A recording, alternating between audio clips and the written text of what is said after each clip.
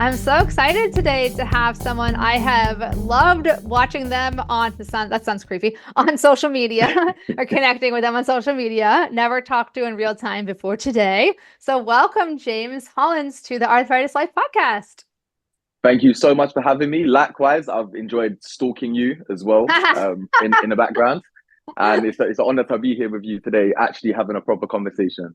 Yeah, no, I'm so excited. And I just thought we'd start by you just letting us know, where do you live? Also, where are you from? And what is your relationship to arthritis? I live and I'm from South London, England. And my relationship with arthritis, sometimes it's a toxic one, sometimes we get along. It's just one of them relationships there. I've got rheumatoid arthritis and ankylosing spondylitis. I try and see it for the good person that it is sometimes, but sometimes it's hard. Sometimes I'll make little flips for it. Like I try and see it as being like kind of like the best personal trainer and like life coach I could have, because it sort of inspires me to be as healthy and as active as I can. But other times it beats me down, and yeah, that's when the toxicity comes out. I love that. No, I think it's always fun to see how people interpret, that question. And yeah, I think with many of us, it's an up and down relationship with our own bodies, and what's going on Yeah, with for it. So sure. I Just love never that. smooth sailing. Yeah. Yeah. And you mentioned you have rheumatoid arthritis and ankylosing spondylitis. I'll admit, I didn't even know till like a few years ago, or maybe 5 years ago, that you could have both. I thought it was an either or. But I'm curious, so how and when, like how old were you when you got diagnosed? Was it an easy or hard process? What's your diagnosis story, aka saga? We often call it a saga because it's often convoluted. I mean, I was the same. I didn't even know ankylosing spondylitis existed until I was Yeah. in a hospital bed getting told I had it. Oh, So I mean, I've got two stories for you. I've got the ankylosing spondylitis story. I've got the rheumatoid arthritis story. You want me to break down both of them? yes, perfect. Yeah. Yeah, we've got Okay. So time. all right. So I was just finishing I've just finished university. I was 21 years old, and I was planning to move to China because I really wanted to go and explore the world a bit, because I was doing a degree in geography and I was writing all these articles and essays and things like that on countries I'd never even seen. So I was like, you know what, it's time to go out there and actually see if everything I've put in my thesis was a lie or not. You know what I mean? So I love um, that. Yeah. yeah, I mean, even wearing the Chinese clothes today, I'm repping Shanghai, even from South London again. But I love it. um, yeah, so I was doing like a course on like teaching English, because that was like the sort of the idea, the best way I could get out there. And in the meantime, I was working in a bar, like restaurant, just like whilst I was finishing my course and finding a job there and all the visa stuff and things like this. And I remember because obviously it's like bar work. Sometimes you're working late, sometimes you're working early. And one of my friends called me and was like, "Oh, do you want to go out for a few drinks tonight?" And I'm thinking, yeah, like I'm not working until like 6 p.m. tomorrow. Let's do it. So I've gone out. When I've woken up the next morning, I'm sort of a bit wobbling. And I'm thinking, oh, I must have overdone it on the dance floor. I must have thought I was Shakira or something, and my hips are Yeah. lying to me now, you know. So I'm like, it's painful, but it's sort of like I can still wobble about a bit. So I've gone into work. I completely think it's like all me. And like all my co-workers are sort of like teasing me, like, "Oh, here comes Hop Along," just like wobbling around and stuff.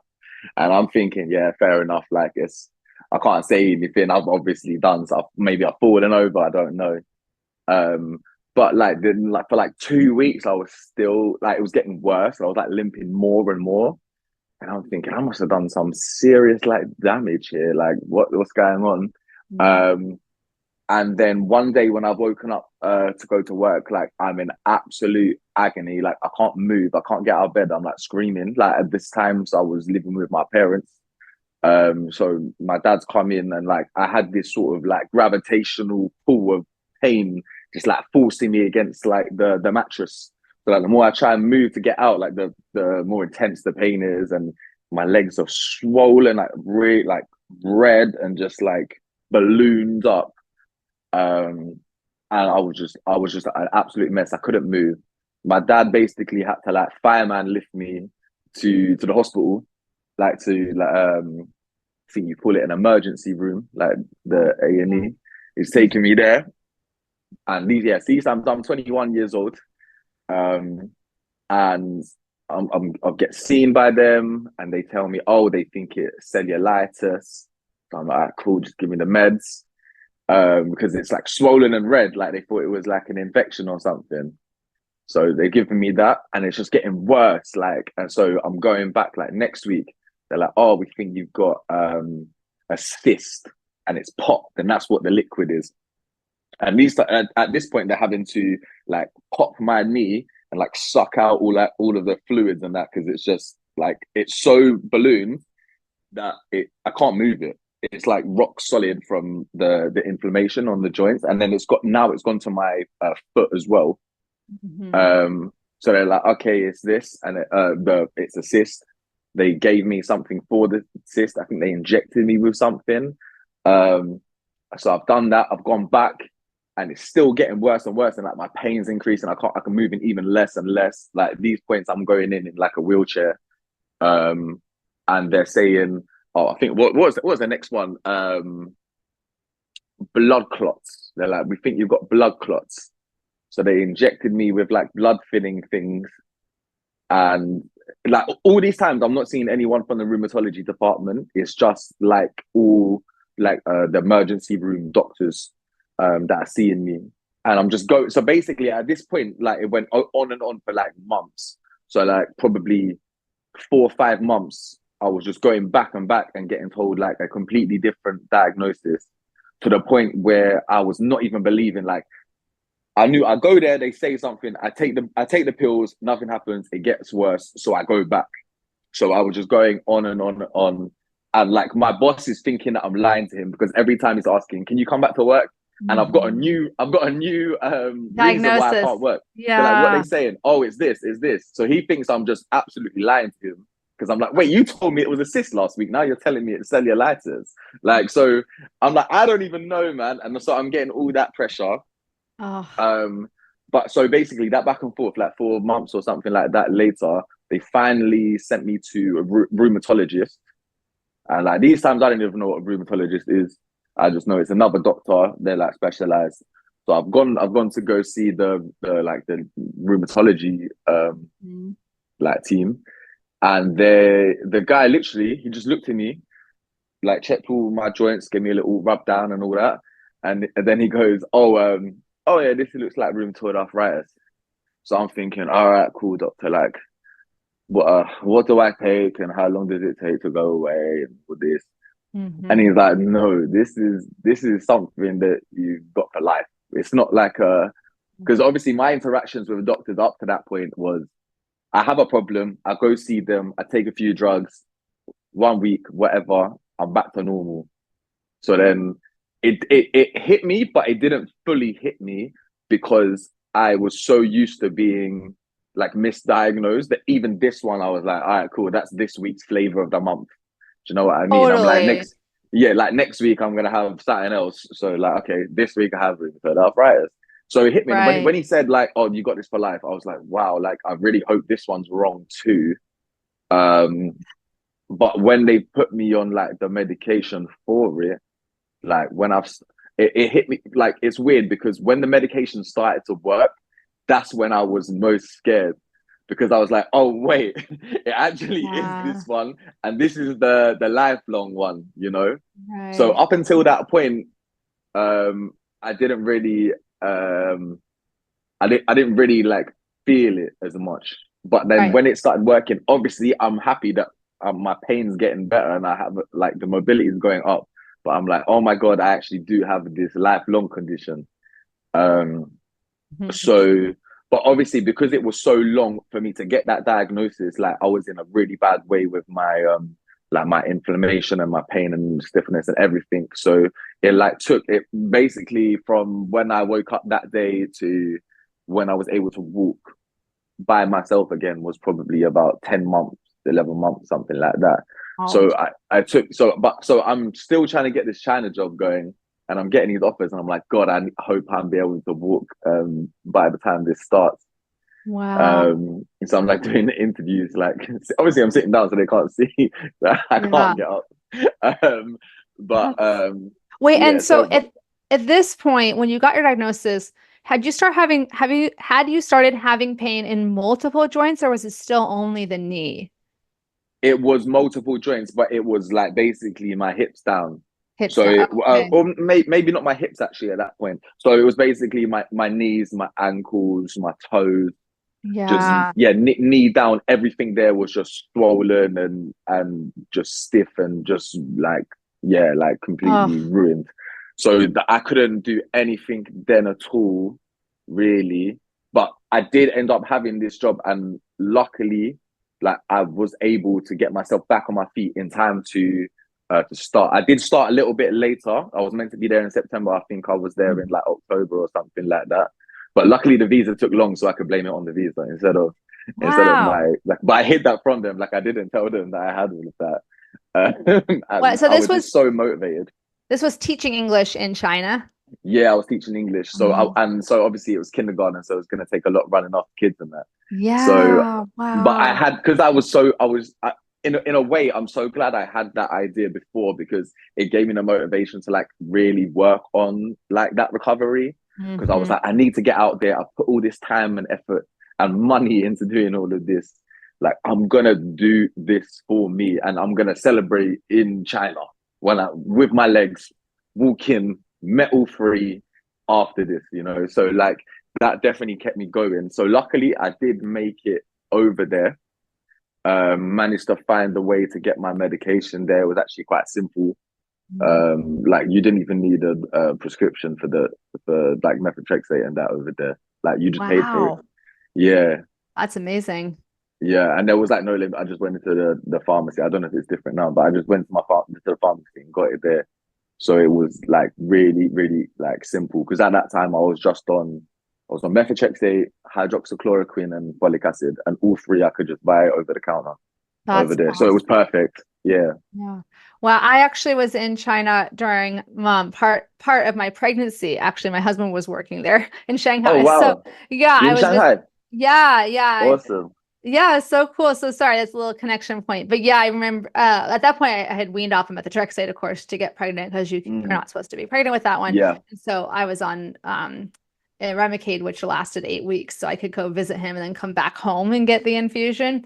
That's my story. But I think Okay. it's remarkable that that you didn't let this that you stayed with your goal of going to Shanghai because I think it would be it's a huge I mean going somewhere where not a lot of people speak English is really scary and potentially overwhelming. Maybe I'm projecting, maybe you're more adventurous than I am, but I Yeah. think that's really cool that you did that.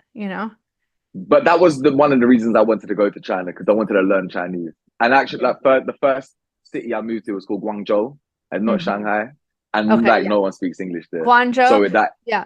yeah, so it Yeah. was a good place to learn English, but obviously sorry, a good place to learn Chinese because you have to survive.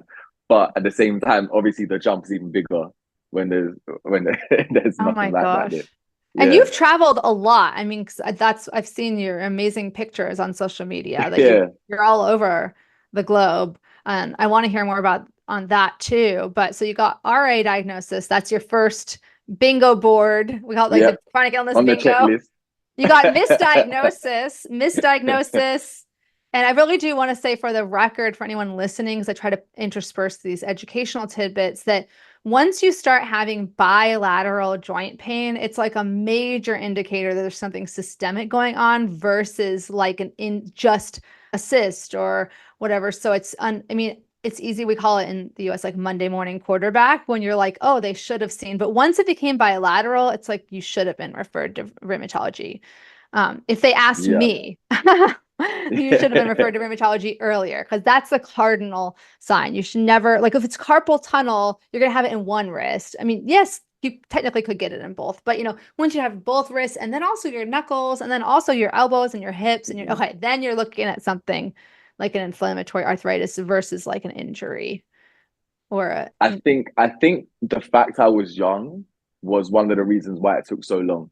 Well, and you're Because I male, think, I wonder too. Sorry. Yeah. yeah, quite possibly, I don't really know that part of it, but I think that obviously the stereotypes of arthritis being like an older person's condition that even I had. Because when they told me arthritis, all I remember is, oh yeah, my grandma has that. She's 93. So I'm like, Mm-hmm. that's why I thought it was maybe even more wrong. But I feel like even like quite a lot of like the medical community, they probably have them sort of stereotypes in them too. So that's why it Yeah. takes longer for younger people to get the diagnosis. Yeah, that's but babies can get inflammatory arthritis too. So yeah, these are conditions that anyone can get. But you're right that the majority of people who present in the ER with horrible knee pain and ballooning of the knee joint, it's like an injury or like a little process that's just happening in the knee, not like a full autoimmune. Exactly. I think that's the only nice thing I can say about these conditions is that it doesn't discriminate who it's gonna attack. Like you can be young, old, black, white, male, Yeah. female, like you can get it. Like they're good in that way. Like they don't they don't like they Hmm. don't Yeah. discriminate who they're gonna attack and that. But Yeah. that's the thing. But there's still them sort of like stigmas and stereotypes about the sort of people that have this. That's why people like yourself are doing a great job at like breaking that down as well. Well, you too. I think I know in rheumatoid arthritis, statistically, it's more common in women than men, but in the chronic illness communities and the arthritis community online, there's definitely a lot more women voices than male voices. So that is something I want to talk to you about, but about Mhm. what's been like, being a male voice in this space. But I first want to hear, how did you then get diagnosed with ankylosing spondylitis? Okay, so I made it to China. Everything is going good. I'm there for about like two and a half years. I've moved cities. I'm in Shanghai now. I've got like a new job. I'm not teaching anymore. I'm doing more office. It's still in education, but I'm in the office.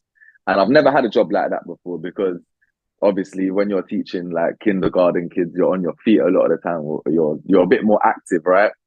So sitting down in a chair all day, I'm starting to get these back pains. And I'm thinking it's because I'm sitting funny on this chair or something like that. Or I'm just not used to being sit down for like prolonged periods like this. So I've gone to a doctor. I'm like, yeah, I'm getting these back pains. And he's telling me, oh, I think it's like maybe you got some muscle like issues. And I'm thinking, yeah, he's telling me I got muscles. Like that's kind of a little ego boost, Like, yeah, the gym's working out. Come on. So I he's love just it. he's telling me, oh, go get. I think he gave me muscle relaxers, and I got some acupuncture. He gave me some Okay. acupuncture, Mm-hmm. and um, like I think the muscle relaxers did absolutely nothing, but the acupuncture. Every time I went, I got a different person, and I feel like depending on who did it, the relief changed. So I had Mm-hmm. one guy just like flicking them in, and it was really good. I had one guy like stabbing me, and it did nothing. So like every time the amount of relief I got like changed. But anyway, it still progressed anyway. So it got worse and worse. And I was getting ready. It was Chinese New Year. Mm. So Chinese New Year is like um kind of like I don't know your summer holidays or whatever when you're in school. So like you have like everyone gets like a few weeks off work. So I'm thinking I'm gonna go to India. I wanted to go like backpacking around India because I wanted to stay in China. But if you haven't got Chinese family, Chinese New Year is not that good because it's just more like family time. So it's best to like Yeah, yeah. go explore or whatever. So I was like, okay, I'm gonna do like a little few weeks around India. But I didn't have a backpack, which if you're going backpacking is quite essential. So I've heard. So I was like, okay, let Yeah. me go get a backpack. And there was like a shop that sold backpacks like a mile or two away from my work. So I was like, I'm gonna walk there. It was like it was one of them awkward locations where there's no subway near it. Mm. So like I had to walk there, but I'm close to it anyway, so I'll just walk down and go grab it and then I'll come back.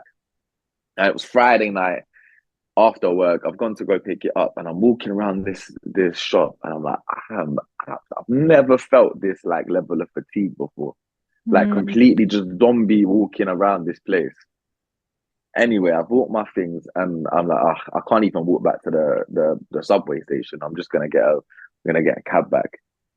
So I've jumped in a cab back to mine, and it's Saturday night. It's Friday. Sorry, Friday night.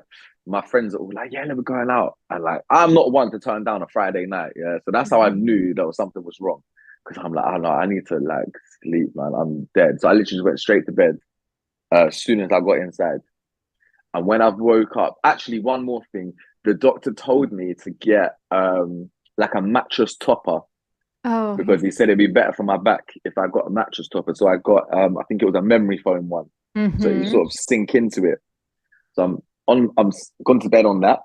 And when I've woken up, I've got that other gravitational force of pain just holding me down, but this time like all down my spine. Like my spine is completely just on fire, and I literally can't get out. And because I'm in this memory foam mattress, it's sort of like I'm sort of stuck in it, and I'm Oh kind of dear. like I felt like I don't know, like a spider but gets stuck in a sink, Yeah, and I'm just yeah. trying to crawl out, and I'm just rolling. Like I can't. I like literally could not get out. I'm Oh in my absolute gosh. agony. I couldn't even see to look down to see that my joints had also swollen up. Like because I couldn't even move my neck. Like I'm just there, stiff, rigid, like in pain. Luckily, I had housemates and they helped me get out. But we're on like I don't know, we're on like the eighth floor and there's no the elevator. So he's like I've got like one guy behind me, one guy in front of me, just like moving my legs down.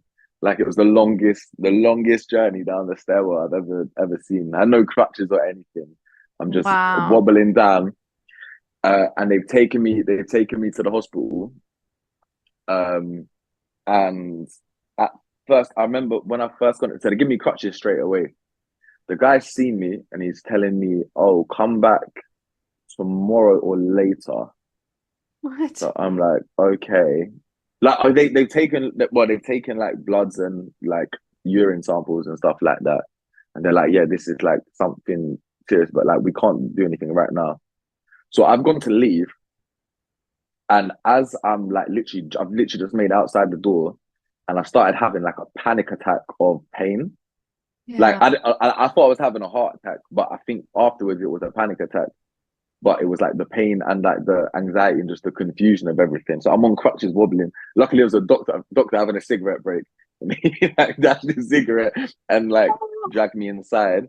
And after I've gone inside, they're like, okay, yeah, like you're a mess. They're like, okay, we're gonna like admit you. So they put me in a wheelchair.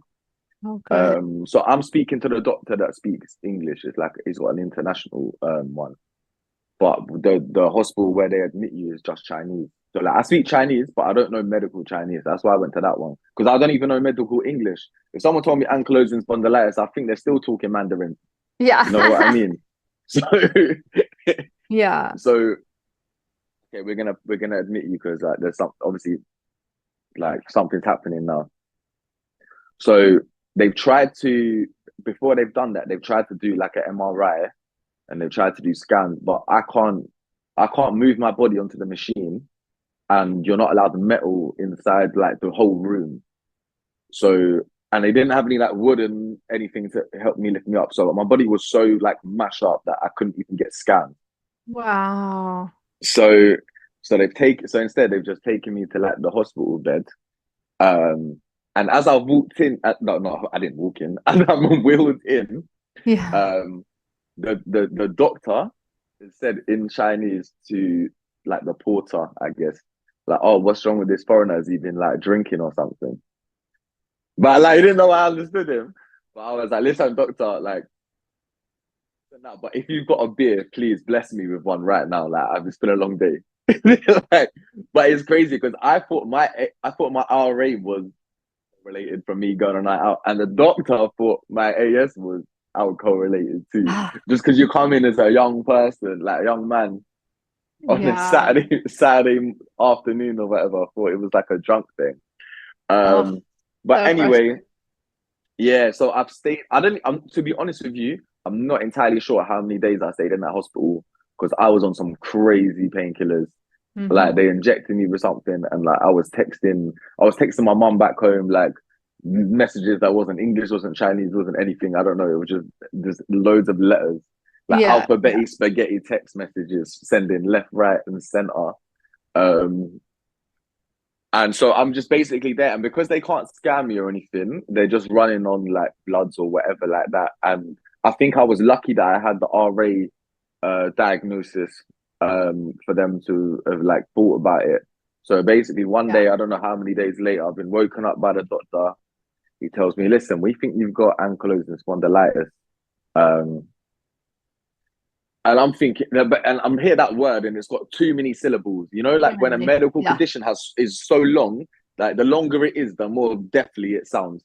Like Yeah. the more that's the way I thought it. I'm like, okay, how long have I got? Like, what are you telling me? Oh. It's like, no, it's not like that. But it's like the thing is, we can't treat you at this hospital for that. But so you got to go to the specialist one. So I've got to jump in a cab to the other side of Shanghai, and Shanghai's a big city. Hmm. And I'm like having a mentee B, a little mental breakdown in the Hmm. in the taxi there. So I'm thinking, what is it? And there's no Google in China, and there's no like a lot because obviously a lot of things are blocked, so I can't really even search for it. So I'm messaging my mom like, yo, what is this? And I don't even know like how to spell it. I think because he just said this long word really quickly to me. I'm like, yo, can you check this? I think like, and so my mom's like trying to Google it back home. I'm trying to message my mom to like find out exactly what it is. Whilst I'm What going to year? this specialist. What year was this? This is 2019. 2019. Okay. Okay. Yeah, Sorry. Just yeah. understand. Yeah. Okay. Um, so yeah, I'm like what 24, 5, something like that. Okay. Um, that's pretty terrible maths, but yeah. So No, no, it's I don't know how old it is, but yeah. So approximately in your something like that. you're still in your early 20s. Early 20s. Let's Yeah, call it. like so you're Uh, young, like out there, in a new city, even though you speak yeah, some Mandarin, you're still kind of obviously, yeah, you don't know medical, you don't know rheumatology. Man, yeah. like who would I'm know there like that? I'm from England. I like. Yeah. What do you mean? Like, what do you do for work? What's your favorite color? Not what's your favorite chronic illness? Like that Yeah. didn't come up in my in my classes yet. Yeah. So anyway, I've gone to the specialist. Waited hours to be seen. When I finally get seen, they're like, so I've not actually got an official diagnosis right now because they can't do that because they don't have any scans and stuff. But they're Mhm. like, if it is that, don't worry, we've got the best physio stuff, we've got all the medication, we've got the rheumatologist, we've got everyone here. But they're all on holiday because it's Chinese New Year. So we can see you in about 3 months. What? Like my body is mashed up now. Like I can't wait 3 months. I can barely wait 3 minutes. Do you know what I mean? So I've basically had to come back. So they basically kicked me out. Well, not kicked me out of hospital, but I can't stay there. So I've had to go back and book a flight back to London because I've messaged my rheumatologist. God bless her, man. She's amazing. Like she was like, yeah, I'll see you second you're here. I'll come sort you out. So I've literally had to book like book a flight. And when I've been packing my bag, still on these crazy painkillers. My friends helped me to pack my bag. And I remember her asking me, like, are you sure this is enough? Like, I'm like, yeah. And I remember the first when I got home, I opened my suitcase. I had like a few pieces of paper, a football shirt, and like 3 pairs of pants, and like that was it. Like underwear. Like I left everything in China because like I wasn't thinking straight at all. Oh no. So I've got all my stuff in China. Um, and yeah, so luckily I made it back. I had to go in a wheelchair. They tried to not let me board the plane as well because the guy thought that I was like at risk. But luckily, so we was flying British Airways or it was an English or an American Virgin maybe, and he's tried to call up like headquarters like don't let this guy on. I had a right to fly letter and everything, but because his English was so bad, she like asked him to put me on the phone. But I could kind of understood like the bad English what he was trying to say. So I was like, don't listen to this guy. I've got a letter right now. Like I'm Mhm. not gonna die on your plane. I might moan a bit, but that's about it. Yeah. Like, I'm sorry if I disrupt your customer's experience, but yeah, I'm just trying to get back and see a doctor. So I Yeah. managed to get back, and then it was like it was probably another few months before I could get my official diagnosis for that too. Again, I was getting my joints like stabbed, like emptied, I guess. Like, I remember Yeah. the first time when I went to go see my rheumatologist, she had to get like one of the other doctors to like check my knee to make sure she wasn't going to stab into my muscle. because it was so Yes. like hard. Like the inflammation balloon was so like hard. She was like, I don't know if that's muscle under there or that's just like really, really built up like joint fluid. And Mm-hmm. when she stabbed it in, like literally it erupted like a volcano. Like the needle went flying in the air, just like God. spurting everywhere. Like I felt like all over her, all over me. I kind of wish I filmed it. It was like kind of, it was I know. disgusting, but kind of cool. But Wow. I hope I don't have another opportunity to make that video. But Oh my God. yeah, Oh, that's um, yeah, I know. I have never had to have my knees drained. I know my friend Allie, she's had that numerous times, and yeah, it it's is horrible. a very painful, yeah, thing. But for me, it's not pain; it's discomfort because Mm, you can feel this like little like needle like wobbling around your bones and all that. But like it doesn't because you are getting a release at the same time. So maybe the pain is sort of like balanced out by the fact that yeah. the pressure is going down. But it's just feeling that little intruder in your skin. Oh, The most disgusting part. oh my But yeah, gosh. so then I got my official diagnosis a few months later because I had to wait for MRIs and things. And the first MRI I did, they didn't even look for AS. They just wrote about I had some slip discs as well that I didn't know about. So the MRI I report see. just mentioned slip disc. So my rheumatologist was like, wait, what about the whole like AS thing that we're looking for? So I had to go back and do another one because they couldn't do it for some reason. So I'm like, Gosh. okay, all right then. Um, so that was a few months, and then I had to wait like maybe like another month or two to get my medication done. So that was like another year of my life where like Oh, I was on wheelchair or crutches, and I recovered just in time for COVID. So I was oh going to go God. back to China, then COVID happened in China, then COVID happened everywhere else. So then I was locked inside again. You know what I mean? So it was just bad Oh, timing, but at least I made it out to use my legs well, again. God. Oh my gosh. I didn't even connect those dots because yeah, I asked what yours was, and I didn't. Mm-hmm. That's just you're just unlucky. And yeah, typically, again, just interjecting a little teachable moment is that rheumatoid arthritis does not tend to typically, but like I said, there's exceptions to every rule, does not tend to affect the spine. And if it does, it's the cervical spine, like way higher up in your neck. It can, you can have RA with some spine pain, but typically if you're starting to have really bad back pain and hip pain, like the bigger joints, shoulders, hips, back, um, that's like a symptom of ankylosing spondylitis or another. There's the whole family of spondyloarthropathies, which actually coincidentally, not intuitively includes psoriatic arthritis, Mm-hmm. and ankylosing spondylitis and non-radiographic axial spondyloarthritis. Even more. Yo, you smashed So the pronunciation right there. I would I, have butchered it. Oh, I've had to practice. Yeah. But so that leads me to my next question of you were saying that you were just waiting to get on the treatments. How has the treatment journey been going for you? Like in terms of like, have the medications worked or has it been up and down and To be honest, like my medication, I've got so lucky. Like what my for my AS medication, I'm on over here we call it Eternicept. I think you call it Enbrel over there. Um, yes. and that was the first biologic I tried, and it kicked in. Well, not instantly, of course, but like it's I've not had to change. I've not had to change those. Like I'm one of the lucky ones. I know. Yeah, do you know what I mean? Like hopefully, God willing, I can keep it that way. You know what I mean? But what we're like, what 5 years deep, and it's still going well. Um, Are you to still on be honest, methotrexate too? I'm still on Yeah, methotrexate as well. that's Yeah, yeah. Often they that's we done. Yeah. Sorry. with the idea of trying to stop it,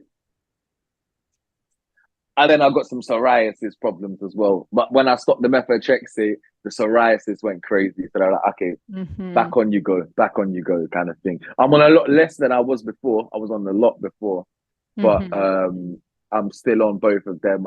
To be honest, I can't remember my first RA treatments, whether it was that or not, because I was on so many different like Yeah. medications for the other stuff they thought it was. Like it's kind of hard to keep track of what was I on all the time, and I was proper out of it. Like I was just drained emotionally and physically. that I can't remember. But let's say it was that I stopped taking the hydroxychloroquine. They told me to come off that, and I didn't feel any changes after. That's But good. yeah, the methotrexate and the Enbrel, they've been good to me. I can't lie. I'm very grateful for that. One of the things people don't often know is that taking methotrexate along with a biologic like Enbrel, methotrexate can make you less likely to develop antibodies to the medication, to the biologic. So that's sometimes why, because I remember asking my doctor, why am I still on methotrexate? Because it was the first one, and then they added the biologic, and I was like, well, same as you. Can I wean down on it? And because my story is all longer because I'm now 21 years into having, or 22 years into having RA. Um, but just, that's one of the reasons. But what was it? Yes. Oh my gosh, I have so many follow-up questions. Hit Um, me.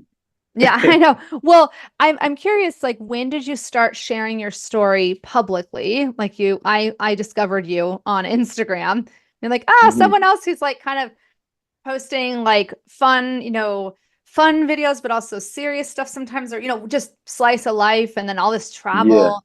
Yeah, when did you start sharing that? So for me, I kind of I like to say I was in the chronic closet before. I had my diagnoses, but I didn't really share it with um my close people. They knew, of course, but like when people would see me out with like crutches and stuff like that, at this time, I thought like arthritis isn't really a sexy thing to be telling people, man. I can't be going on a date talking about arthritis, man. She's gonna think I'm weird or something. Like even I Mhm. felt like I was sort of like gate crashing the pensioners club a little bit. You know what I mean? Like I didn't know anyone else like my age with these kind of conditions. Like I was even looking through it the other day. I found the leaflets they gave me when I got diagnosed. Just all like load of old ladies in every picture, like doing like yoga. Like there was nothing. Like when I was in a rheumatology office, I didn't see no one who looked like me there. So I thought I was kind of embarrassed about it, to be honest. So I never even thought to look to social media for stuff like this. I never really thought to even talk about it. Like when I was on crutches, that like people come up to you. People always love talking to people on crutches. Like, oh, what happened? Da, da, da. Mhm, And mhm. so I remember the first time I told them the honest answer, and they like felt really awkward. The next time I was like, yeah, I got bit by a shark. Yeah, like surfing accident. Like I was telling all sorts. I was like, how? I basically put a game myself. Like, what's the most outrageous lie I can tell to someone, and they still believe Oh, it? oh So my gosh. like my Oh, I was gonna say, wait, I have one for you. Just an idea, because I think you might like okay, it. When I'm let's do wearing a splint, sometimes people say, "What happened to your hand?" And I say, "My immune system." And they're like, "What?" And I just I'm leave like, it there and "My just immune waddle off. system. It happened. It's just my immune system thinks that all of this is bad, and it's trying to make it go away." My hand. So no, but then I say, yeah, but and I think having that, I call it internalized ableism, right? This idea that maybe you're less than, or that, yeah, maybe, I mean, I had it too, internalized ageism, like I don't want to be seen as old. And you were young, you're a young, vibrant person. There's no representation of people like you at the time. You had never encountered any posters or any educational materials or anything. So, and then the general public doesn't know what these conditions are. So it's Yeah. totally, it's, And it, I was too new to it to break it down properly because even I was trying to understand it myself. You know what I mean? yes. Like it's a lot to take in. Like I just finished university, man. What have I got to learn this for too? Now I've got to learn about my immune system and my like all this and my blood test and everything. So I sort of kept it to myself a bit. And then when COVID happened, like basically there was in the UK anyway, I basically got sent to like a prison sentence to stay inside and away from people for my own safety because I was like on it was called the vulnerable list. So we had different rules and stuff from everybody else. And I was really scared. Basically, I was there thinking, because I got no immune system because of my medication. I'm thinking, if I get this, that's me finished. So I locked myself away, like ended up being like a year and a half. I didn't see like no other human being. See the delivery man like through the window. Like I was proper, I didn't even go Wow. outside or nothing. Just these like four walls here. Um, so obviously when um obviously I got my friends asking me like, why are you not coming out? Like they said we can go to the park and I'm like, no, it's different for me. And then I thought, listen, I knew I was gonna have a long time inside. And I've got a friend called Ava, and every time I used to, like I went to university with her, and we would like meet up for like coffee and that, like catch ups and that. And she would tell me she does like amazing things for charity. Like she does things with like kids with autism and helps people in like Kurdistan and everything. And she'd always have these amazing. I'm like, wow, like I really want to be like her. And I'm just telling her, she's like, I'm like, what did you do? She's like, I saved 1,000 kids from ISIS. And I'm like, oh yeah, I got drunk in Shanghai. You know what I mean? Like it's not the same. It's not tit for tat. I'm like, I want to like make like a difference. So I was thinking, if I'm gonna be locked inside, at least like maybe I'll do a bit of charity work or something like that. So I was thinking about what like kind of charities I could like help or whatever. And then I saw there was a charity called Versus Arthritis, and I was like, okay, cool. I have arthritis. Maybe I could help with something, or I don't know, just do some admin stuff. I've got a bit of knowledge there. So I've like, DM'd them or emailed them or something. I'm like, hey, like, I'm just wondering if there's anything like I could volunteer doing. Like, I've got a lot of time, and there's only so much like FIFA a man can play in one day. So like, Yeah, yeah. yeah, like help myself and let me help you. Let's do like a little I thing love like that. that. That's amazing. So, so like they got back to me. They're like, how about we have like a little call? We'll like chat about things. I'm like, okay, cool. So I spoke with them, and I basically said the same story I told you, of my diagnosis story and how I've been like experiencing it since then. And they're like, you know what? This is like a really interesting story. Like, can we write an article about you? And I was like, wow, that's cool. But at the same time, I'm thinking, ooh, I've not told anyone I have arthritis. I'm like, I don't know how this is gonna go down. I don't know, like if I just didn't know how like my friends would take it, or like not even my friends, like like your friends that like you're cool with, but like you're not like close with, you know. So I'm Yeah. like, is it gonna look weird? Acquaintances. Yeah. Yeah, acquaintances, and just like the wider public, I'm like they're gonna out me as an arthritic. Hmm. Hmm. Um, Hmm. like, so I was a bit nervous, but I was like, you know what? Even if they do hate me, they can't. I'm not going to be outside for them to throw tomatoes at me. Like I'm locked inside. Try to find me. So Low maybe they'll risk. forget Yeah. maybe they'll forget by the time that like the vaccine's gone. So it's cool. So Yeah. I was like, yeah, run it, run it. And then when I saw they post the article, I was seeing not only was I getting a lot of love from like even my friends and my acquaintances and that, and I was just seeing like strangers pulling up and saying like, wow, like I have this too. And that's when I started seeing that there was like other young people out there that are like going through the same thing. Like I didn't even when I was having that conversation with them, I didn't even think there was other young people with arthritis. I thought that's why he said that's really interesting because I was young, Mhm. not because of the fact that I'm in China and doing all this. I Yeah. thought it Yeah. was just Yeah. the fact that like, oh, we found a young one, you know. Yeah. So and then when when I've seen that there's like so many other people out there in the same situation as me, like one, it helped me embrace and accept my condition for me as well. But also I was thinking, you know what, like let me have a little see if I can like help the other people too. Like obviously I've tried to do like the charity thing with them, but I'm like, okay, like this is a tough time for everyone. Like not everyone's got the same like mental, I don't know, mentality or whatever to like get through. It was Hmm. like COVID was an awful time for like everybody, whether you had a condition or not. So I was like, okay, let me dip my toes in this advocacy thing. I didn't even know it was called advocacy. I was like, let me just post a few arthritis thing. The first one went well. Maybe I can help some other people. And then from there, it just sort of spiraled. Then I started writing articles and doing videos and all this and that. And yeah, like COVID helped me come out the chronic closet and get my arthritis out for the world. Well, and I mean, I really relate. Like I mean, I wasn't, I wasn't quite as nervous about talking about it because I'm just one of those people that's just like barfs all my thoughts out to the universe at all times. But Mm, I was more similar to you. I really, before I started sharing it more publicly, I was really thinking about all the negative parts of sharing my story versus the positives, right? So I was thinking, oh, but what if right. this? What if an employer sees it? What if, and then it's exactly the same. Once you see other people's responses, yeah, you're going to get a troll here or there. That's like, dude, you're weak. Like someone actually said that to me. I'm sure it was male figure, you get even more. Like, why can't you just open that? Why do you have to use a gadget? Like, you know. But seeing the responses of other people with arthritis, and just for the record, there are more in the United States.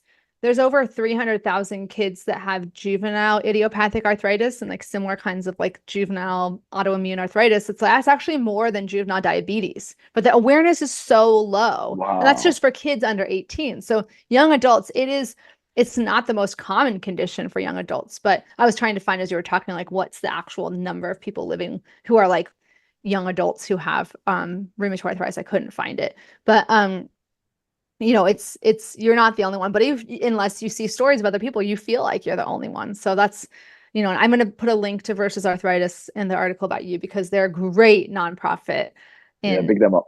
they're amazing. Yeah, they've shared so many stories. And I think like I mentioned earlier, representation matters not just for the disease, but also for different, like, genders. And that, again, most Mhm. people, I've talked to other men with arthritis who've said that they just felt really isolated because maybe they discovered a couple of people's stories, but they're all female voices. Like, have you heard, what have some of the responses been, and what has it felt like to be a male like arthritis influencer or arthritis sharer, advocate, whatever you want to call it? It is crazy though, because firstly, like I know AS, I hear a lot of women talking about it was difficult for them to get their diagnosis because there's a stereotype of that being a male disease. Yes, And that's I'm sure there's other ones like that too, where people just wrongly think it as well. But if you do look online, you would never have that idea. You'd think it's the other way around. yeah, you're But right. but realistically, both of those ideas are wrong, because it's probably, I don't know the numbers, but I imagine it being 50-50. Like I don't really see it being a difference like that. But I think the issue is not like the men don't have it; it's the men don't want to speak out about it, Yeah, because yeah, chronic conditions and that there's a lot of feelings involved. There's feelings, whether that's physical feelings of pain, and then the emotional side too. And as men in a lot of society, we're sort of conditioned to not like open up about our feelings, or like risk of feeling weak. Yeah. So yeah, I think yeah, that's the biggest stumbling block, that a lot of people, like a lot of men, I would say, don't really want to open up about their condition like that, because they think they might look weak. And I would admit it, like I was a little bit like that. That's why I was telling girls I got bitten by sharks and that, because I was yeah, like, what am I, like, this is not gonna do. But then I realized, like, um, there's nothing weak about having a chronic illness. If anything, there's strength. yeah, Like the things that we have to go through on a regular basis, other people, they couldn't dream of it. Most people are scared of syringes and pills and stuff like that. We have to go through that every day. We have yeah. to wait. We're playing life on hard mode, like waking up every Hmm. day. We're playing life on hard mode. If anything, you're stronger, like open up about it. It takes a lot more strength to come out and explain your feelings and talk about these things than it is to sit there and just do nothing and pretend it's nothing's happening. That's how I see it anyway. And I try and get that across in the most jokingly way I can, because I think that's the best way to get across to people that are on the fence. But like I get messages from like guys with chronic illnesses, it's always like, oh, right, like you're like one of the only people I've seen like talking about this. Like, I wish I could do, but I do it then. Like I don't want to be like, it's cool. Like I don't want to be the only one in here who's doing it like this. You know what I mean? Yeah, Um, yeah, but I think that is a major reason why people don't want to come forward and do it. But listen, man, there's room for the medicated man. Them need to come through and show us that we're still here, man, and support the other guys, because like the whole holding in feelings thing is just gonna make it worse for you. Like yeah. when I remember I think it was when I was coming back from my AS, I was in like a dark place mentally, to be honest with you. Like just before I got my condition, like one of my like best friends had passed away. And then I Uh, had the condition on top, and then I lost my job because of my AS. They actually sat me and threatened to tell China that I was a terror threat if I tried to get the money they owed me for canceling my contract. It was all, yeah, what? yeah. Oh That my, was the whole other thing. I'm so Uh, sorry. I'm so so no, so my sorry. mind was spinning. I was like, um, I was just being a toxic man. I was punching walls and stuff in my grip. Like I couldn't even get up, but I was just punching the wall there. Yeah. I was just holding it all in. And then I just thought like this is such a waste of energy, man. Like I'm holding it in, it's making me suffer more, and I'm trying to get better. Do you know what I'm saying? So when I started Mhm. talking to people, like I really like the relief of it was amazing. And when I started posting even more, like I felt like I didn't have to hide anything. Like I didn't have to lie about like my condition and stuff. I like found other people to connect with that understood me. And it's just such a better way of living, just being open about it and talking and not taking it out. You're gonna hurt yourself holding it in. Holding it in is gonna hurt you. Yeah. Why are you gonna worry about what other people say? Yeah, I don't really get that many like hate messages, but like if they do, that's just their problem. That's them projecting their issues, Yeah. man. I'm trying to get rid of mine. I don't mind about yours. If you want to have yours, do it over there. Right, right. No, that's so, so true. I really, really hope I know that this is like touching people who are listening. And you don't have to be public about every single part of your experience, but just if you've been wanting to, but then your fear is holding you back, hopefully this will inspire, people. Because the more voices we get out there, the less like if you had seen someone's account, like flashback to 2017 or 16 when you got diagnosed, if you had come across the profile of someone like you who's traveling the world, who's doing their injection in a funny way in front of Big Ben in London and like in the Caribbean, and you know, you you wouldn't have felt so isolated, right? So 100%. I would have felt like, okay, there is like light at the end of the tunnel. Because I think hmm when you are diagnosed, you kind of need to remember like that is your start, and how you're feeling then is not how you're going to be feeling soon. Like you're getting to know your body, you're getting to know your like yeah, condition and what yeah. medications work and what other treatments and other exercises and whatever works for you. Um, so seeing someone at the end of that is like quite motivational to would have been quite motivational for me if I was to Mhm. see that. And I really do wish I looked at like finding like the online community a bit earlier. Yeah. Because like I was going at it alone for like so many years, and I never really had any conversations about my condition except for with my rheumatology, like my doctors, like once every six Yeah, months yeah. whenever they had time to see me. So like a lot of the time if I was to have a conversation, it was just falling on deaf ears a little bit. So like hmm I do wish I found that there, but I'm so grateful I found it at the end of the day anyway. It's really helped me a lot.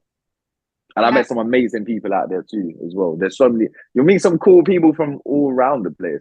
Like a lot of the time when I go traveling, like you said, I meet up with like spoonies and stuff, like when I'm there. Yeah, Like, yeah. I want to do the Arthritis World Tour. It's just a concept I have where I just travel around the world and meet all the people. I sometimes look on the podcast and I see you can see where people have downloaded it from. It's like, okay. New Zealand, South Africa, Chile, all over Europe, Middle East. I'm like, wow, it's so cool. But I come to London. I got you over here. I got you when you come to London. Don't worry. Yay! Oh, totally. Yeah, I would love to. Well, I mean, for today, unfortunately, I want to talk to you forever, but I do need to start going to a couple of the rapid fire questions before we wrap up. Sadly, went by too Right, no fast. problem. But Good. I mean, you've just shared so much wisdom, but do you have anything that particularly like to share, like best words of wisdom for somebody brand new diagnosed who might be listening? Brand new diagnosed, I think don't waste your energy on what ifs, because if you're gonna go, you might go down a Google rabbit hole, and that's a dangerous thing too. It's good to stay informed, but when you start looking at all these like worst case scenarios and stuff, it's gonna get you worked up. But don't waste your energy on what ifs. Use that energy and getting yourself like not better, but like working on yourself instead. Trying things and trying to find what like bit of trial and error to work out what helps you the most. Because I was Love that. panicking, I was like, oh, like I'm gonna be in a wheelchair forever, da da da da da da da, Mhm. and that held me back way more than my condition probably was, because I had this mindset that I'm gonna like, what if this happens? What if that happens? Like that's wasted energy. Just focus on yourself. Be like, all right, cool. This is my Yep. situation now. This is Let me see reality. what I can do about it. Let me see Hmm. what's out there that can help me. Not what can it turn into. Like, let me deal with this now. Because Hmm. you're not gonna leave if you're gonna have that energy of what ifs, you'll never leave your house. You'll never Yeah. get in a car. There might be you're not gonna start your car thinking, oh, I might crash today. You're just gonna get in and do it. It's Yeah. the same energy as that. Just work on yourself now. Make sure you're doing the right things, or find out what the right things are for you. Is a way better use of your time and energy. I love that. I'm gonna do a super cut sometime with all the different people's like best words of wisdom. And then All the right, last, that wasn't yeah. very rapid fire. I'm sorry. I No, went no, off. no, there's no such thing. Yeah. What, and I'm just gonna skip to the last one. What does it mean to you to live a good life and thrive with rheumatic disease? What That's a does it hard one. mean to wait? Say that What does again. it Sorry. mean to you? Like, what does it mean to you to live a good life with rheumatoid arthritis and ankylosing spondylitis? It means that although I acknowledge that I'm gonna have to do things differently at times, I can still get out there and live the life that I want to do. I might have to do it differently, but I'm still Hmm. gonna get out and do it and find the ways that I can do it. Like, for example, like the whole traveling thing, that's always been my passion. Going there, seeing crazy stuff, being shocked by different cultures and things like that. Like, I love that so much. And when I first got diagnosed, I thought it was over. I was like, you know what? No, it's not. I'm gonna do it differently. This time Yep. Yep. I'm gonna have to smuggle my drugs into countries in a legal way and things like that. But like, yeah, just you might have to not cut corners, basically the opposite of cut corners. What is over the opposite of cut corners is just Yeah. find the ways to make it Hacks. easier for your Yeah. body to do it. Yeah, yeah, yeah. Life Find the hacks. life hacks. Find the Yeah. life hacks. Get in and still stay out here and thrive instead of surviving. You've got a passenger at all times. You got a plus one in your body. That's it. You got to sort of accept that he's coming with you on the trips, but you're still gonna have the trips and you're still gonna have a good time. You've got to keep the right energy and don't take things too seriously either. Your Hmm. body is joking with you. It's only right that you laugh back. You know what I mean, man? I Find the love positive that. flips. Have a little bubble. Have a little joke. Sorry about it all. That's It's that's the way I like to perfect. look at it. I love no, and you've used like that's actually a metaphor that I learned when learning acceptance and commitment therapy. They call it like the passengers on the bus metaphor, where you're like the things in your life that aren't going well, things that are like things causing you anxiety, whether it's your health issues, it could be some external thing like financial worries. Like, can you just let them be passengers on the bus along for the ride and not let it like derail you? So it's beautiful. Mic dropped. Okay, I'm going to put all the links for you in the show notes. They can find you at James Hollens right on Instagram. Yes. And thank you so much for taking the time to share it. I know it's a lot to go back in time and like think about those early days of your diagnosis. So I appreciate you and Appreciate you too. Long time fam, man. Any time for you, Cheryl. Come on, man. I'm oh very grateful for you to invite me here today, and it's been amazing chatting with you. you And too. yeah, We'll have to do a part two because I feel like we have so much more. oh man, we're just getting started, man. Stay Shout me when you're tuned. there. Stay tuned. All right. Thanks again. Bye bye for now. No, thank you.